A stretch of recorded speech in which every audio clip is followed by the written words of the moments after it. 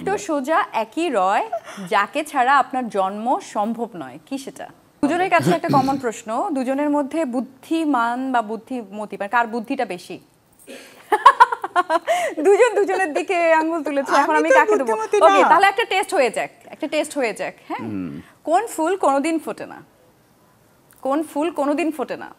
এই কি হবে, ভালোবাসা বিয়ের নাকি কি? ভালোবাসার ফুল কোনোদিন ফুটে না, ভালোবাসার ফুল না কিসের? ভালোবাসার ফুল হচ্ছে বর্ষাপু বলেছে। অনন্ত ভাই কি বলবে? কোন ফুল ফুটে না? ভালোবাসার ফুল তো ফুটে, মনে মনে ফুটে, অনেক কিছুই হয়, বাট বাস্তবে তো ফুটে না, বিয়ে হলে ফুটে নাকি? আচ্ছা, সেদিক থেকে বুদ্ধি তার আছে ভালোই, কিন্তু অ্যানসারটা হবে এপ্রিল ফুল।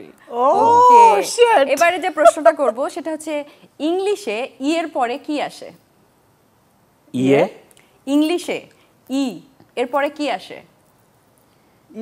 মানে ই এর পরে বলেছে এফ, আপনি না না, আমরা সবসময় তো বলতে মানে এইভাবে বলি আমরা বাংলা ইংলিশ। আচ্ছা, বোঝা যাচ্ছে যে ভুল হলেও বর্ষা আপুই হচ্ছে একটু বেশি বুদ্ধিমতী। ইংলিশে ই এর পরে এন আসে, ইংলিশ। উল্টো সোজা একই রয়, যাকে ছাড়া আপনার জন্ম সম্ভব নয়, কি সেটা? উল্টো সোজা একই রয়, যাকে ছাড়া আপনার জন্ম সম্ভব নয়, এটা আপনি পারবেন। উল্টে সোজা একই রয়, যাকে ছাড়া বর্ষাপু পারতে পারে, যেহেতু তাকে আপনি খুব ভালোবাসেন। কি হাজবেন্ড? কাছাকাছি ছিল বাবা। এবারে যে প্রশ্নটা করব, আমি জানি যে এই প্রশ্নটার উত্তর অনন্ত ভাই পারবে। তার খুব পছন্দের একটা খাবারের নাম, মানে জনপ্রিয় একটা খাবার, যে খাবারের নামের মধ্যে একটা মেন নাম লুকিয়ে রয়েছে। যদি দু একটা শব্দ আমি বাদ দিই, সেই খাবারটা কি? ও পাকায় সব সময়, বিরিয়ানি পাকায়। বুদ্ধিমান এবার সে বেশি হয়েছে। বিরিয়ানির মেয়ের নাম আবার কি? রিয়া। লিখে দেখতে হবে আর কি।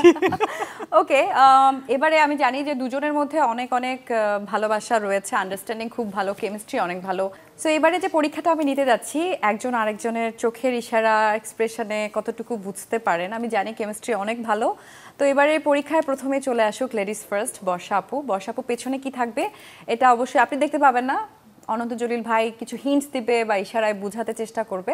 আই থিঙ্ক আপনি পেয়ে যাবেন, চলে আসুন। আমি আগে? হ্যাঁ, ladies first, come on, ladies first, নেটি দা লিডার। ওকে, আমি একেবারে প্রথম ছবিটাতে চলে যাচ্ছি। আপনাকে তাকিয়ে থাকতে হবে অনন্ত জলিলের চোখের দিকে, যে চোখের মায়াতে পড়েছেন আপনি। প্রথম ছবি আমি দেখতে পাচ্ছি, আপনি তাকে বোঝান কি? মানে আমি একবার বললেই তুমি বুঝে যাবে? তাহলে একটু কঠিন করে বলেন। না, তাহলে কঠিন করেই বলি। হ্যাঁ, আমাদের মানে এই ইন্ডাস্ট্রিতে আসার পরে এমন একজন মানুষের সাথে আমাদের পরিচয় হয়েছিল, সদ্যও একজন মানুষ, গাছ মাঝুল আনোয়ার আঙ্কেল। ও মাই গড, এত সহজ করে বলে সে তো পারবে না, কারণ এইটা মানে যদি একটা দুইটা ওয়ার্ডও বলতে এই মানুষটাকে নিয়ে আসলে আমি বুঝে যেতাম। utmost respect for him.